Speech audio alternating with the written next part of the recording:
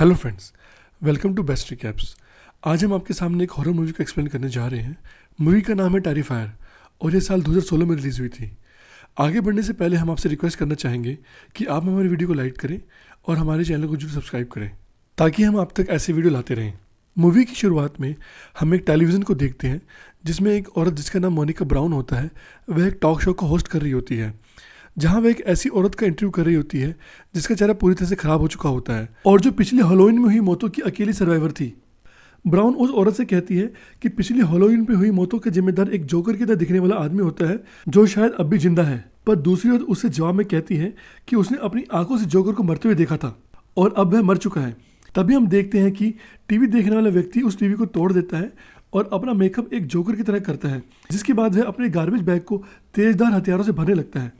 Movie के अगले scene में हम मोनिका ब्राउन को देखते हैं जो मेकअप रूम में अपने बॉयफ्रेंड से बात कर रही होती है और दूसरी औरत का चेहरा खराब होने के कारण उसका मजाक उड़ा रही होती है। जैसे ही मोनिका अपना फ़ोन कट करती है तभी दूसरी औरत उसके रूम में आ जाती है और उस पर हमला कर देती है और उसकी आंखों को बाहर निकाल देती है, जिसके कारण मोनिका ब्राउन की वहीं पर मौत हो जाती है। मोनिका ब्राउन को मारने के बाद वह औरत साइको की तरह हंसने लगती है। अगले सीन में हम दो लड़कियों को देखते हैं जिसमें एक का नाम तारा होता है और दूसरी का नाम डॉन होता है। दोनों लड़कियां पूरी तरह से शराब के नशे में होती हैं क्योंकि डॉन बहुत ज़्यादा नशे में होती है, जिसके कारण तारा उससे कहती है कि कार को वो चलाएगी। उससे पहले वो डॉन को किसी रेस्टोरेंट में चलने के लिए कहती है क्योंकि उसे बहुत तेज भूख लगी होती है। तभी तारा वहाँ एक जोकर को देखती है और उसके बारे में डॉन को बताती है, लेकिन तभी वह जोकर वहाँ से गायब हो जाता है। कुछ देर बाद दोनों पास के पिज़्ज़ा हाउस में जाते हैं जहाँ तारा उसी जोकर को देखती है जो उन दोनों का पीछा करते हुए उसी रेस्टोरेंट में आ जाता है। वह जोकर उनकी पास वाली टेबल पर जाकर बैठ जाता है और तारा को घूरने लगता है, जिसके कारण तारा काफ़ी अनकंफर्टेबल फील करने लगती है। तारा डॉन से कहती है कि उन्हें जल्दी से अपना फूड लेकर वहाँ से चले जाना चाहिए क्योंकि उसे जोकर कुछ ठीक नहीं लग रहा होता है। लेकिन तभी डॉन अपनी जगह से उठकर उस जोकर के पास जाती है और उससे बातें करने की कोशिश करने लगती है। डॉन उस जोकर का मजाक उड़ाने लगती है और उसके साथ कुछ सेल्फी लेकर वापस अपनी सीट पर आकर बैठ जाती है। इसके बाद रेस्टोरेंट का आदमी उस जोकर के पास ऑर्डर लेने के लिए आता है, पर जोकर उसे कुछ नहीं कहता है, जिस पर रेस्टोरेंट का आदमी उससे कहता है कि अगर वह ऑर्डर नहीं करेगा तो उसे यहाँ से जाना होगा। तभी जोकर तारा के पास जाता है और अपनी कुछ मैजिक ट्रिक्स उसे दिखाता है और एक रिंग तारा की उंगली में पहना देता है। ऐसा करने के बाद वह जोकर वहाँ से जाने लगता है, पर उससे पहले ही उस रेस्टोरेंट का आदमी उस पर चिल्लाता है और उसे धक्के मारकर रेस्टोरेंट से बाहर निकाल देता है। कुछ देर बाद दोनों लड़कियां रेस्टोरेंट से बाहर निकलती हैं और देखती हैं कि उनकी कार का टायर किसी ने पंचर कर दिया है। तारा डॉन से फ़ोन मांगती है और कहती है कि वो अपनी बहन से बात करेगी और उसे यहाँ हेल्प के लिए बुलाएगी। दूसरी तरफ रेस्टोरेंट में वर्कर जोकर के द्वारा मचाई गई गंदगी को बाथरूम में साफ करता है और जब वह वापस लौटता है तो वह जोकर को ओनर के जलते हुए सिर के साथ देखता है। वह ऐसे देखकर वहाँ से भागने की कोशिश करने लगता है, लेकिन जोकर उसके हाथ को काट देता है और एक चाकू उसके चेहरे में घुसा देता है, जिसके बाद जोकर उसकी आंखें फोड़ देता है और उसके चेहरे को काट देता है और उसे मार देता है। दूसरी तरफ तारा अपनी बहन विकी को फ़ोन करती है और अपनी सिचुएशन को बताती है और उसे और डॉन को पिक करने के लिए कहती है। विकी तारा से कहती है कि कल उसका एग्ज़ाम है और वह नहीं आ पाएगी, लेकिन तभी उसकी रूममेट अपने बॉयफ्रेंड के साथ रूम में आती है, जिसके बाद वह तारा को पिक करने के लिए एग्री हो जाती है। तारा डॉन से कहती है कि उसको लगता है कि उनकी कार का टायर जोकर ने ही पंचर किया है, लेकिन डॉन उसे कहती है कि जोकर के भेष में वो कोई गरीब आदमी था जो हैलोवीन में पैसे इकट्ठे कर रहा था। तभी तारा डॉन से कहती है कि उसे बाथरूम जाना है और वह एक आदमी को बिल्डिंग से बाहर निकलते हुए देखती है। तारा उस आदमी के पास जाती है और पूछती है कि क्या इस बिल्डिंग में कोई बाथरूम है ताकि वो उसे यूज़ कर सके। वह आदमी हाँ में जवाब देता है और तारा को सब कुछ जल्दी करने के लिए कहता है। वह तारा को बिल्डिंग में ले जाता है और कहता है कि उसे बिल्डिंग को बंद करना है और उसे जल्दी वापस आने के लिए कहता है। दूसरी तरफ डॉन कार में बैठकर तारा की वेट कर रही होती है कि तभी वह न्यूज़ में रेस्टोरेंट में हुई दोनों हत्याओं की न्यूज़ को सुनती है। न्यूज़ में आगे बताते हैं कि यह हत्या किसी जोकर ने की है और पुलिस उसे ढूंढ रही है। डॉन अपने फ़ोन को चेक करती है और उस जोकर की फ़ोटो को ढूंढती है, लेकिन तभी वह जोकर उसकी कार में आकर बैठ जाता है। दूसरी तरफ तारा वॉशरूम से बाहर आती है और वह बिल्डिंग को चेक करने के लिए आगे जाती है। तभी उसे वहाँ एक औरत दिखाई देती है जो तारा को नया किराएदार समझती है। वह औरत तारा को अपने बच्चे से इंट्रोड्यूस कराती है और कहती है कि उस बच्चे का नाम एमिली है, लेकिन तारा देखती है कि वह कोई बच्चा ना होकर एक डॉल होती है और वह कोई बहाना बनाकर वहाँ से चली जाती है। तभी उसे मेन डोर पर वही जोकर नजर आता है और वह जोकर से बचकर छुपने की कोशिश करने लगती है, लेकिन जोकर तारा को पकड़ लेता है और उसकी टांग में चाकू से बार बार वार करने लगता है। जोकर तारा के फेस को पकड़ लेता है और उसकी आंखों को फोड़ने लगता है, पर तारा जोकर पर हमला कर देती है और वहाँ से भाग जाती है। मूवी के अगले सीन में विकी तारा को लेने के लिए उसकी दी हुई लोकेशन पर जाती है और रास्ते में वह भी रेस्टोरेंट में हुई हत्याओं की न्यूज़ को रेडियो पर सुनती है। दूसरी तरफ बिल्डिंग में तारा उसी आदमी को देखती है और उसे जोकर के बारे में बताने की कोशिश करती है, पर उस आदमी ने कानों पर हेडफोन पहने होते हैं और वह तारे की आवाज़ को नहीं सुन पाता है। जैसे ही तारा उस आदमी के पास पहुंचने वाली होती है तभी जोकर उसे उठा लेता है और उसे ड्रग्स देकर बेहोश कर देता है। तारा को जब होश आता है तो वह अपने आप को चेयर से बंधा पाती है और जोकर को अपने पास बैठा देखती है। वह अपने आप को चेयर से छुड़वाने की कोशिश करती है, लेकिन तभी जोकर उसके पास आता है और उसे हथौड़े से डराने की कोशिश करता है। उसके बाद जोकर एक हैक्सा को उठाता है और उसे तारे की गर्दन पर रख देता है, लेकिन वह तारा को चोट नहीं पहुंचाता है और उसे वैसे ही छोड़ देता है।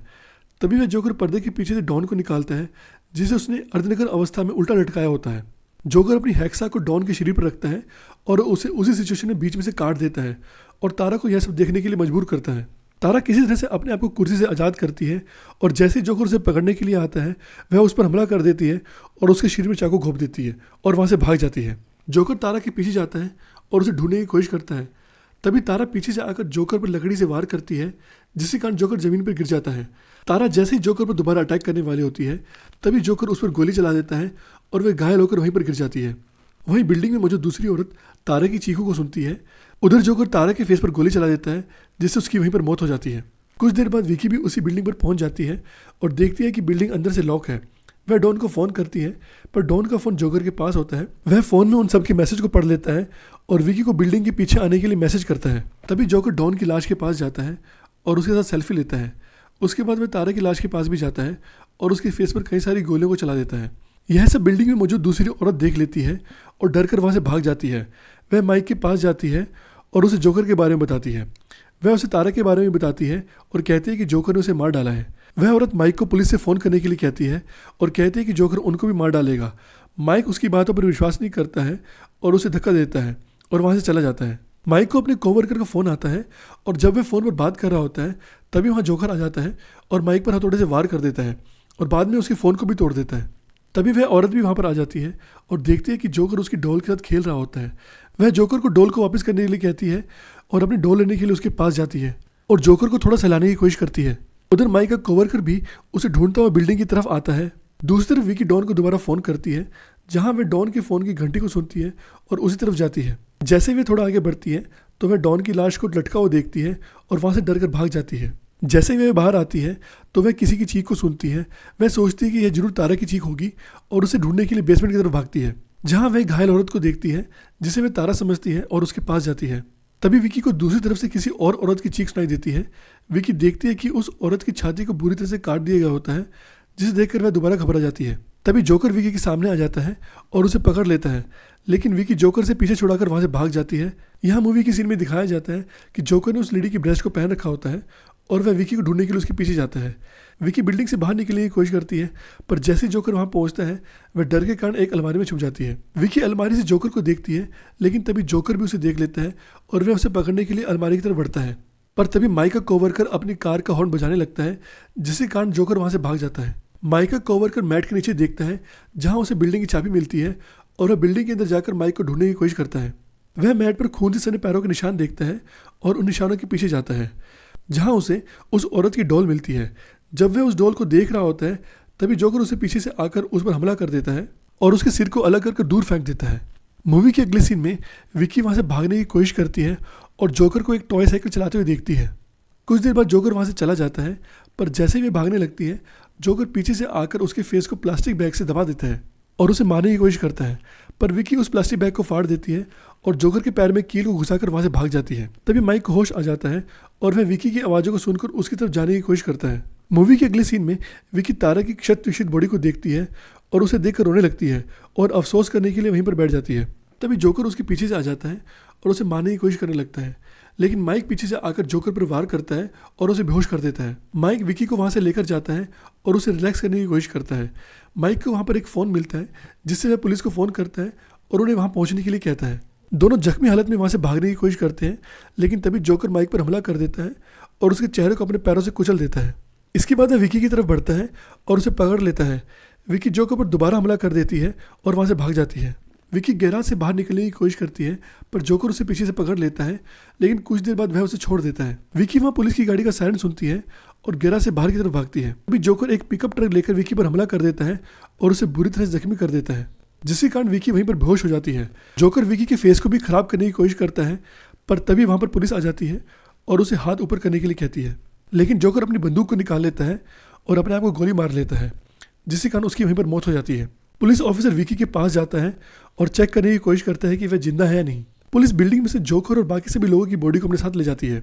हॉस्पिटल में जब डॉक्टर जोकर की बॉडी का पोस्टमार्टम करने के लिए उसकी बॉडी को ओपन करते हैं, तभी वहाँ की लाइट जलने और बुझने लग जाती है। तभी जोकर उठ खड़ा होता है और डॉक्टर की गर्दन को पकड़ लेता है और उसे मार देता है। अगले सीन में मूवी 1 साल आगे बढ़ चुकी होती है और हमें विकी को दिखाया जाता है, जहाँ वह 1 साल बाद हॉस्पिटल से डिस्चार्ज हो रही होती है। हम देखते हैं कि विकी वही औरत होती है जिसे मूवी की शुरुआत में इंटरव्यू में दिखाया जाता है और मूवी यहीं खत्म हो जाती है।